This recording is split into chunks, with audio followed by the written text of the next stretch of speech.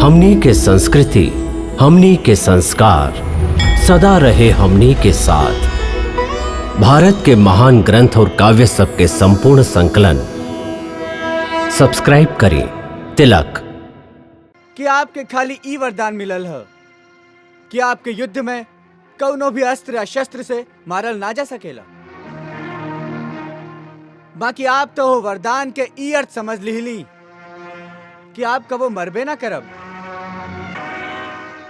ऐसन वरदान तो कौनो देवता भी ना दे सकेलन, कहे कि जे पैदा होई उ मरी जरूर। यह प्रकृति के नियम है। ये अलग बात है कि उ मरी कैसे, कहे कि ई तो जरूरी नहीं खे कि हरेक आदमी के युद्ध में कौनो अस्त्र शस्त्र से ही मारल जाए। अरे अज्ञानी राजा, मौत के आवे के तो कई गो और भी तरीका है। इस समय तू हमके मारे के बाद सोचता रह। बाकी ये भी तो हो सकेला कि इस समय तोहार मौत तोहरा पास ही ठाड़ होके।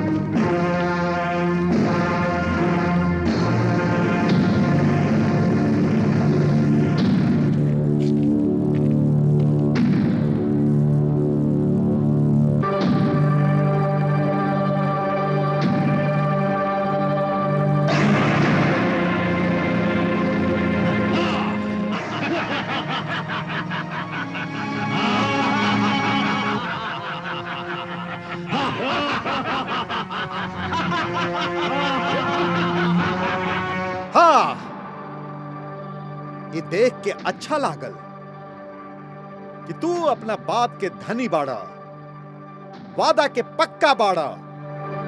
ये वीरता के निशानी बा। ये जान के भी कि जे काल यवन से युद्ध करी वो जरूरे मारल जाई। ये सब कुछ जानत बुझत भी आपन वचन निभावे खातिर ई जे तू हमरा से युद्ध करे ऐसे अकेले आ गइल बाड़ा। एकरा खातिर तोहरा के युद्ध में मारे से पहले हम तोहार ये वीरता खातिर तोहरा के प्रणाम करत हई। हम आपके प्रणाम के स्वीकार करत हई। तोहार वीरोचित भाव के प्रशंसा भी करत हई और तोहार अज्ञान पर हमके हंसी भी आवेला। हाँ, तू हम क्या अज्ञानी समझता रहा? जरूर अज्ञानी तो तू बाड़ा। हाँ, नादान युवक, हम मन ली कि तू बहुत वीर बाड़ा, बाकी ओकरा से भी बड़का मूर्ख बाड़ा। मूर्ख तो के राजा लोग से बात करे के तमीज नहीं खे। महाराज काल्यवन, सत्य और मूर्खता ये दुगो अलग अलग बात है। हम तो सत्य कह ली, अब यदि आप ओकरा मूर्खता समझ ली तो हमें हमार का दोष है। हमार कहे के खाली ई अर्थ है कि आपके खाली ई वरदान मिलल है कि आपके युद्ध में कौनो भी अस्त्र या शस्त्र से मारल ना जा सकेला। बाकी आप तो हो वरदान के ई अर्थ समझ लिहली कि आप कबो मरबे ना करब। ऐसन वरदान तो कौनो देवता भी ना दे सकेलन, कहे कि जे पैदा होई उ मरी जरूर। यह प्रकृति के नियम है। ये अलग बात है कि वो मरी कैसे, कहे कि ई त जरूरी नहीं खे कि हरेक आदमी के युद्ध में कौनो अस्त्र शस्त्र से ही मारल जाए। अरे अज्ञानी राजा, मौत के आवे के तो कई गो और भी तरीका है। इस समय तू हमके मारे के बाद सोचता रह, बाकी ये भी तो हो सकेला कि इस समय तोहार मौत तोहरा पास ही ठाड़ होके। देखा कृष्ण, तू युद्ध करे आयल बाड़ा या शास्त्रार्थ, और यदि तू समझेला कि ए तरह के उल्टा सीधा बात बना के तू अपन मृत्यु के आवे के थोड़ी का देरी खातिर टाल रहल बाड़ा, तई तोहार भूल है। ऐसे ये बतावा कि तू लड़े खातिर कौन सा हथियार संगे लैले बाड़ा। हम हो खाली वही अस्त्र के संगे युद्ध करब। हम कहले रही कि युद्ध खाली काल्यवन और कृष्ण के बीच हुई, तब फिर में हथियार के का जरूरत है? हाँ, ई भइल न मर्द वाली बात। तोहरा पास ना रथ बा न कौनो सवारी, ऐसे हमू सवारी छोड़ के धरती पर पैदल तोहरा संगे लड़ब। इला सब हथियार भी इहमे रख देली।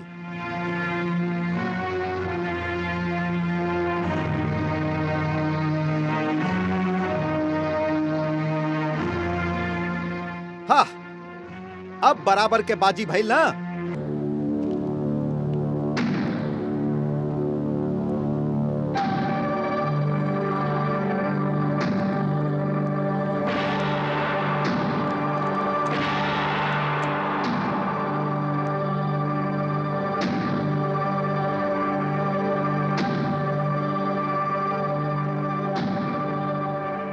ना महाराज काल्यवन, ई बाजी अभी बराबर के ना भइल। का मतलब? देखी, हम यह मैदान में अकेले ठाड़ हैं। हमरा पीछे सहायता खातिर कौनो सेना नहीं खे, और आप अपन हथियार छोड़ के रथ से उतरते आयल हैं। बाकी आपके सेना दूर से हमके घेर लेले है, जे कबहियो आक्रमण कर सकेली।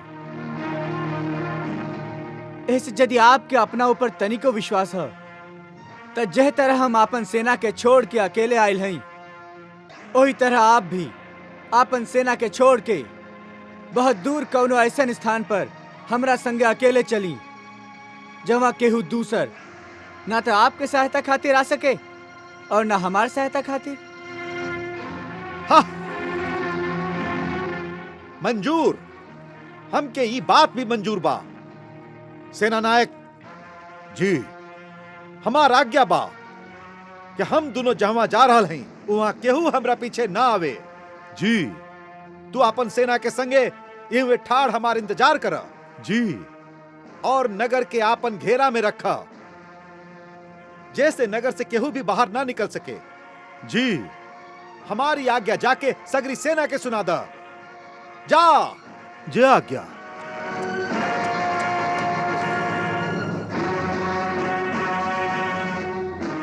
चला, अब कहवा चले के बा? वहां तक जहाँ हम दोनों के केहू देख ना सके। चला। चल।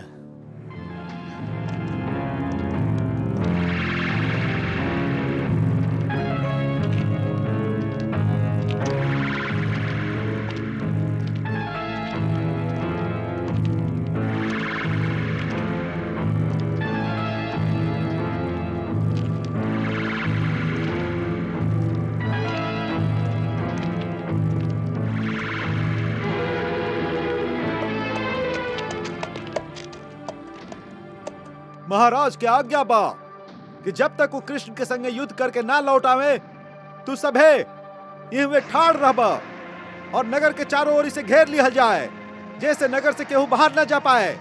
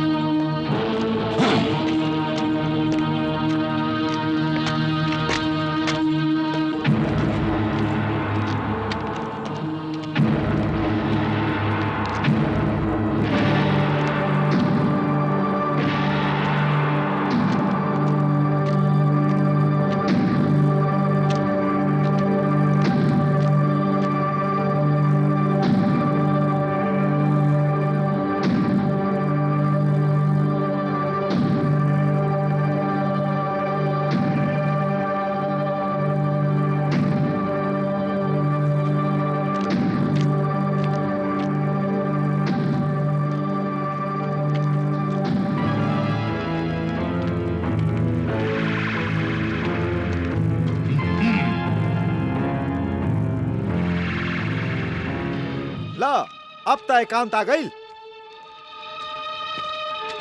एकांत आ गई तब तो भागे के चाही।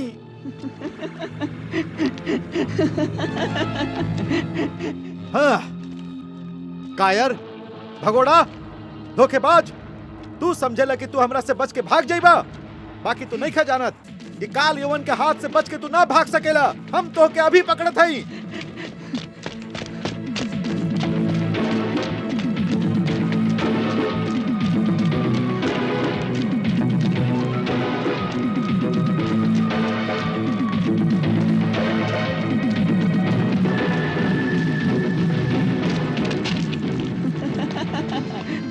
काल यवन के हाथ से होकर शिकार कबो न बच सकेला। हम तो के अभी पकड़त हई भगोड़ा। हम तुमसे बचे खातिर नहीं के भाग रहल हई काल्यवन। हम तो ऐसे भाग रहल हई कि भागे से शरीर में थोड़ी का गर्मी आई, कुछ खून गर्म होई, तब फिर युद्ध के मजा आ जाई।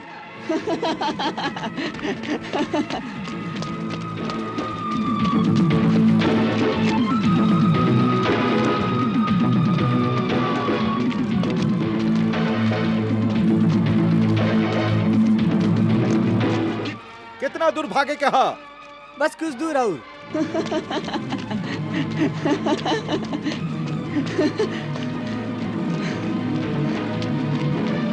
और कितना दूर? अरे बाबा थोड़ी का दूर और।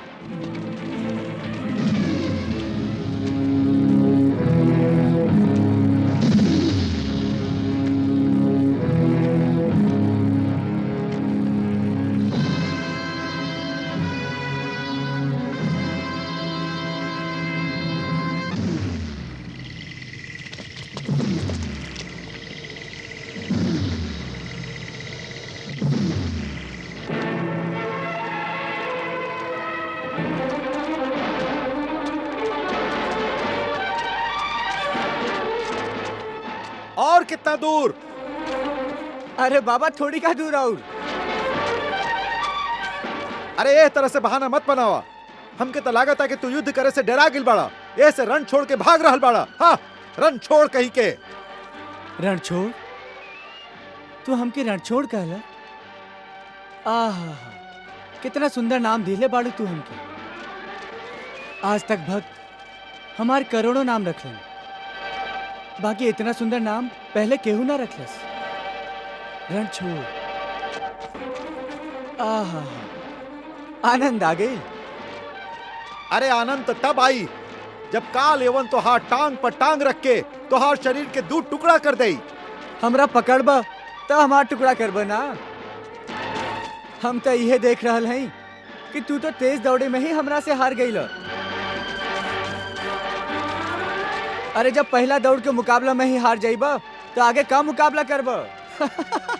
और कितना दूर? अरे बाबा थोड़ी का दूर और।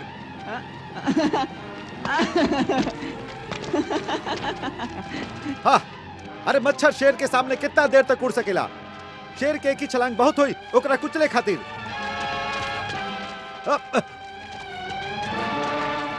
और कितना दूर भगोड़ा?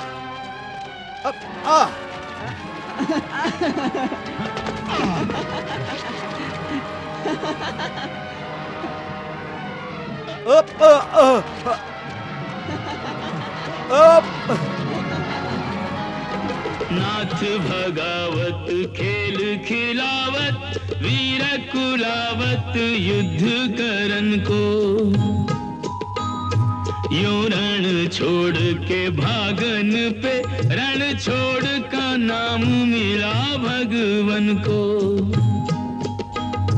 जोगी जति नित ध्यान लगाए के पाना सके इन श्री चरणन को। जो नर होए तो हाथ लगे बस कैसे करे कोई नारायण को। काल यवन का है काल जहाँ प्रभु लेके चले वहाँ काल यवन को।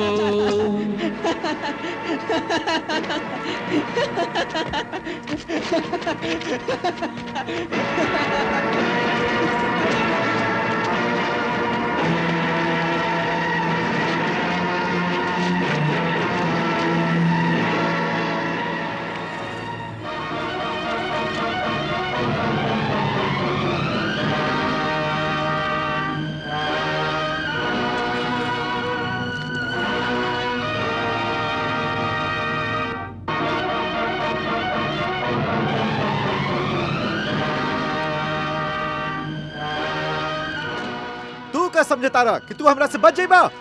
हाँ।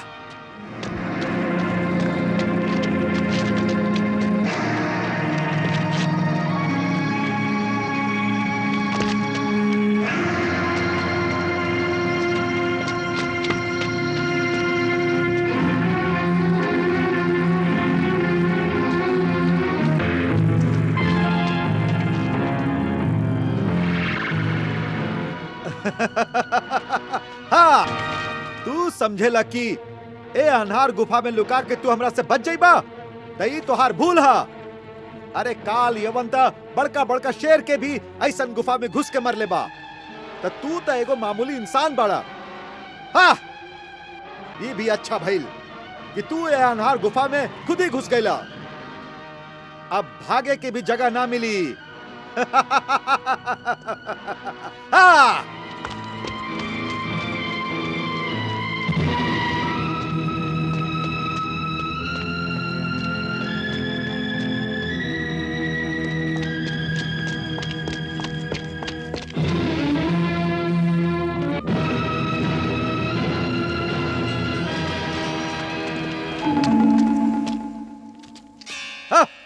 तू समझेला कि ए अनहार गुफा में लुका के तू हमरा से बच जाइबा? तई तोहार भूला।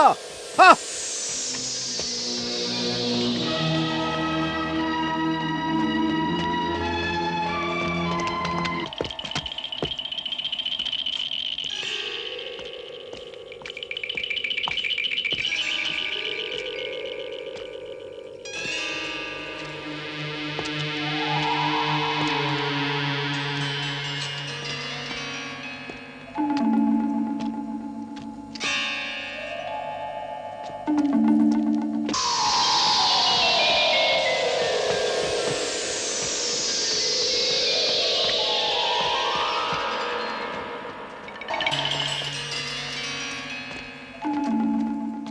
अरे काल यवंता बड़का बड़का शेर के भी ऐसन गुफा में घुस के मर ले बा।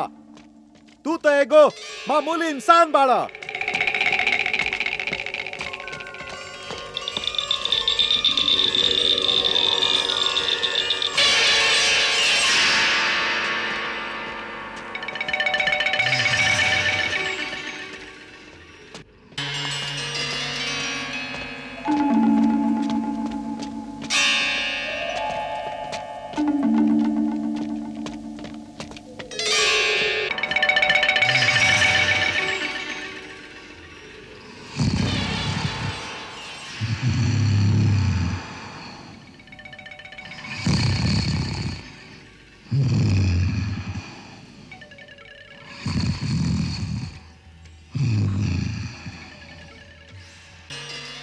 हम अब सूतल चाहत हई,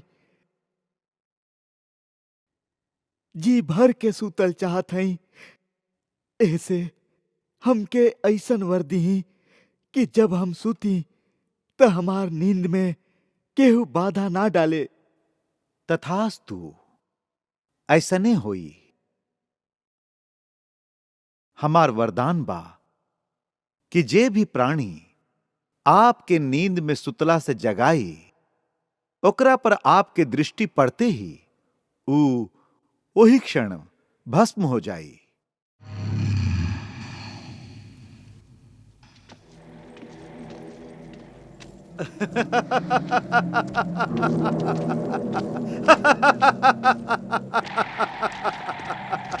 हम जिंदगी में बड़का बड़का कायर और भगोड़ा देखले रही, बाकी तोहरा जैसन केहू के ना देखले रही।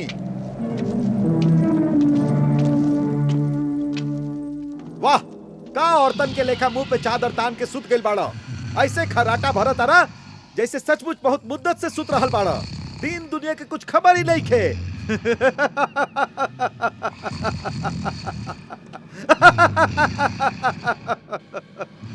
देखा देखा हमके क्रोध आ रहल बा।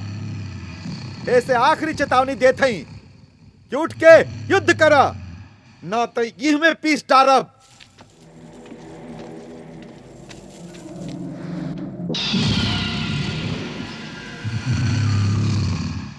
हाँ, आज तक हम कबो सुतल शत्रु पे वार नहीं कैले।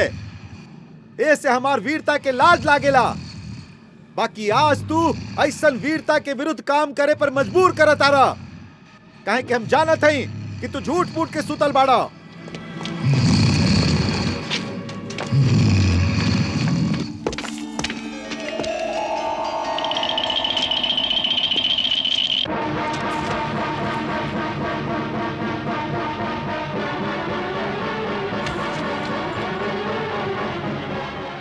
उठ!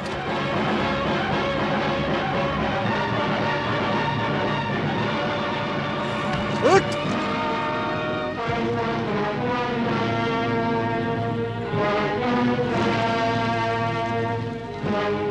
उठ! उठ! उठ!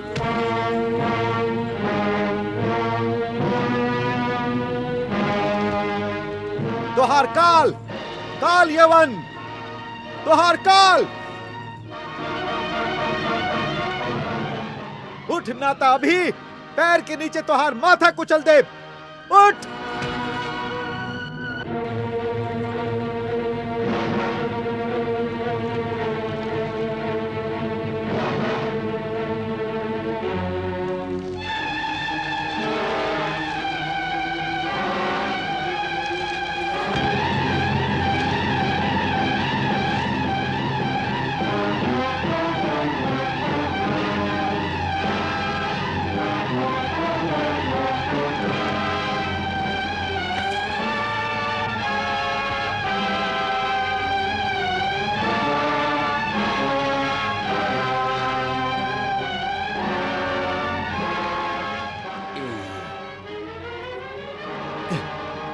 के दुष्ट हमके नींद से जगौलस।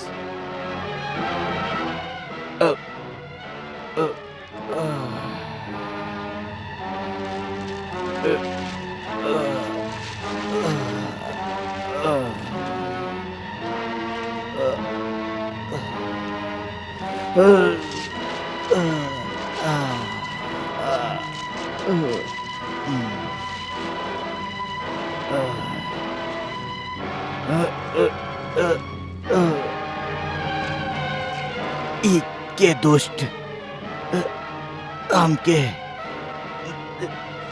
नींद से जगौलस।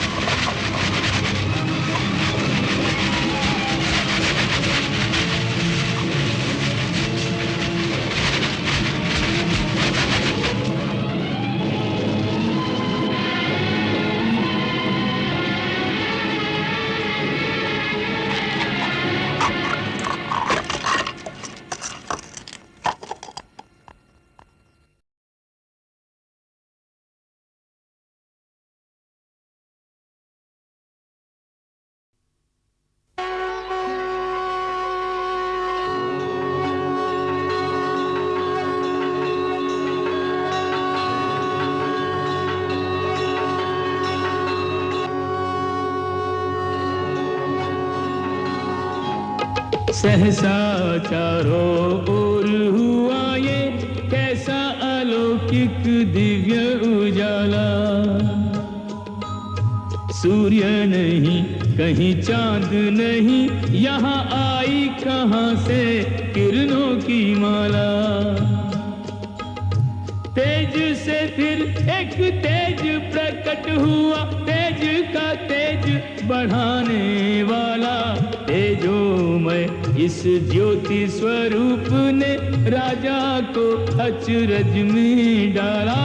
तेजोमय इस ज्योति स्वरूप ने राजा को अचरज में डाला।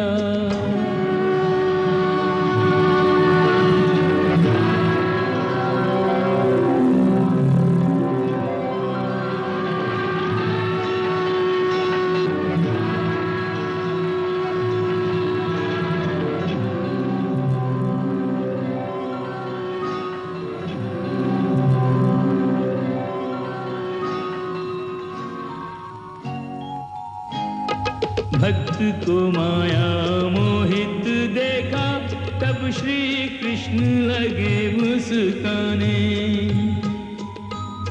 प्रभु तो भक्त को पहचाने, पर भक्त नहीं प्रभु को पहचाने। चरणों से सिर तक रूप विलोकत, मूरत देखत नैन जुड़ाने। सोच रहा इस निर्जन वन में कौन आया मेरा भाग्य जगाने। भक्त को माया मोहित देखा, तब श्री कृष्ण लगे मुस्काने।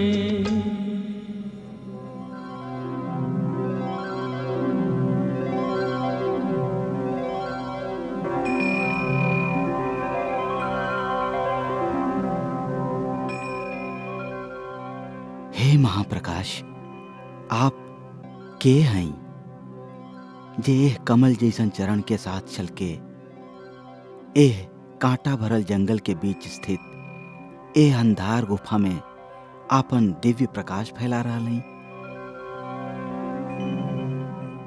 कबो सोचिले कि आप स्वयं तेजस्वी में सबसे तेजस्वी भगवान अग्निदेव त नहीं खी, जे तेज के भी तेज प्रदान करेली। अथवा आप सूर्य देव त नहीं खी, बाकी आपके तेज में गर्मी नहीं खे। ऐसे हम मानी ले कि आप जरूर देवता लोक के आराध्य भगवान ब्रह्मा, विष्णु और शिव में से एक हैं। जैसे दिया के प्रकाश से गहिरा अंधेरा भाग जाला, वही तरह आप अपन तेजस्वी अंग के कांति से एह गुफा के अंधार के भगा रहल हैं। हे महातेज, आपके परम दिव्य और असह्य तेज से हमार शक्ति खो रहल है। हमारा आँख बहुत देरी तक आपके देख भी ना सकेला। हे प्रभु, हम इक्ष्वाकु वंशी महाराज मानधाता के पुत्र मुचुकंद सच्चा हृदय से आपके बारे में जाने के इच्छुक हैं। ऐसे हे पुरुषोत्तम, यदि आपके रुचे ता आप अपन जन्म, कर्म और गोत्र के बारे में बतावे के कृपा करें।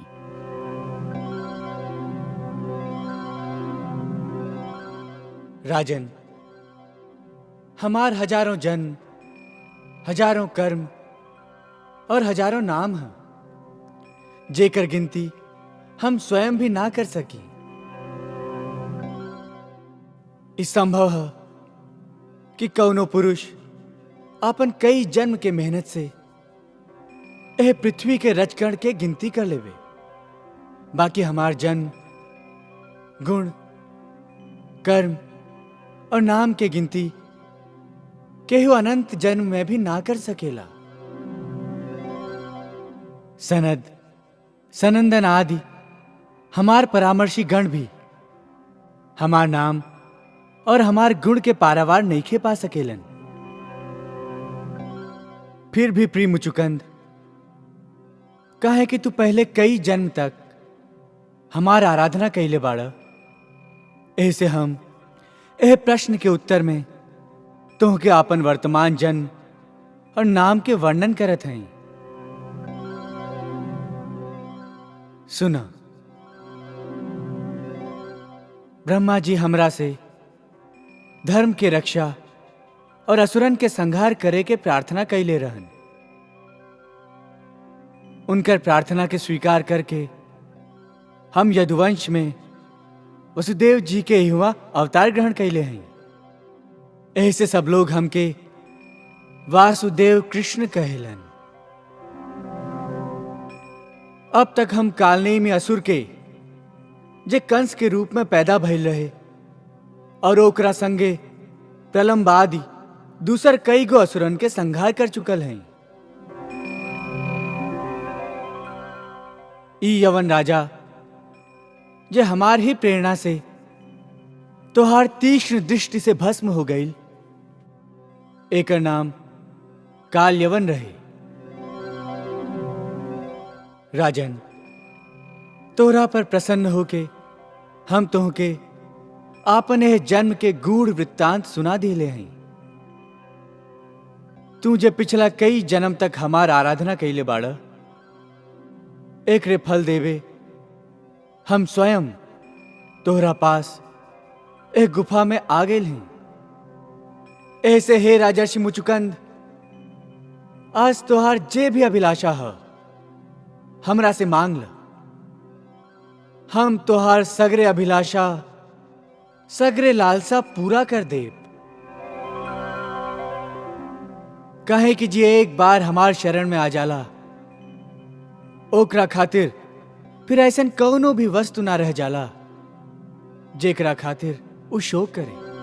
भगवान, हम राजा रही, राज्य लक्ष्मी के मद से मतवाला होके हम अपने मरे वाला शरीर के ही अपन आत्मा, अपन स्वरूप समझत रही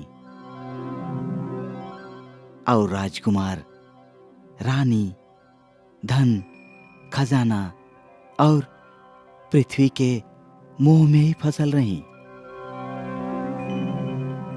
जैसे हमार जीवन के बहुत सा समय निष्फल और बेकार चल गई। एह जन्म में हम कई गो यज्ञादि, धर्म, कर्म और बहुत सा दान पुण्य भी कैले रही। बाकी ई सब ये कामना से रहे कि हम फिर अगला जन्म में एकरा से भी बड़ा सम्राट बनी।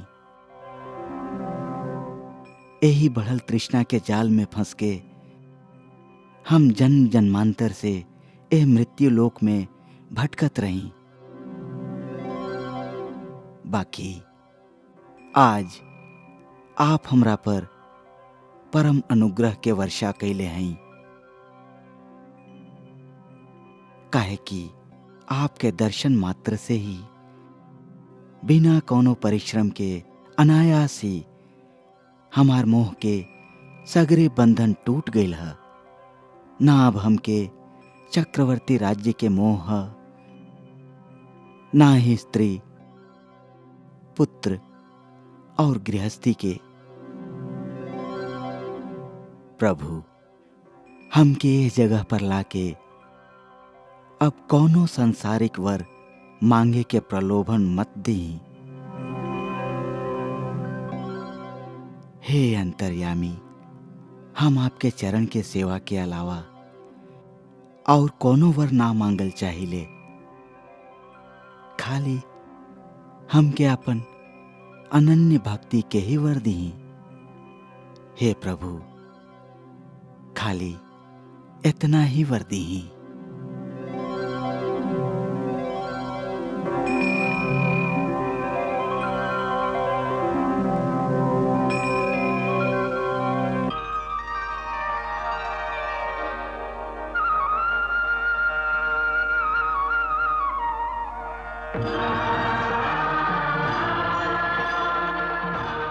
महाराज मुचुकुंद,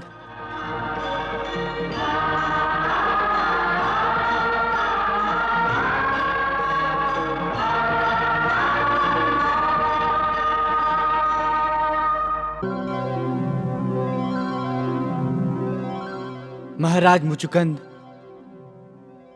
त्योहार मति और त्योहार निश्चय बहुत पवित्र और उच्च कोटि के है। हम तुमके हर तरह के वर देवे के प्रलोभन दिली, फिर भी तोहार बुद्धि कामना के अधीन ना भइल। हम तोहार परीक्षा लेबे खातिर ही ई प्रलोभन दिले रही, काहे कि जे हमार सच्चा भक्त हुई ओकर बुद्धि कबो दूसर कामना में ना भटकी। हम तुहारे भावना से अति प्रसन्न हैं। ऐसे तू आपन सगरे मनोभाव के हमके समर्पित कर दो और बद्रिका वन में गंधमादन पर्वत पर जाके तपस्या कर। तू आपन है जन्म में क्षत्रिय धर्म के पालन करत करत शिकार में बहुत सा जीव और पशुवन के वध कैले बाड़ा। ऐसे घोर तपस्या द्वारा आपन हो पाप के धो डारा। जैसे तू विषय वासना से शून्य हमार भक्ति द्वारा हमार विशुद्ध परमात्मा रूप के प्राप्त कर लेबा। तथास्तु तथास्तु तथास्तु।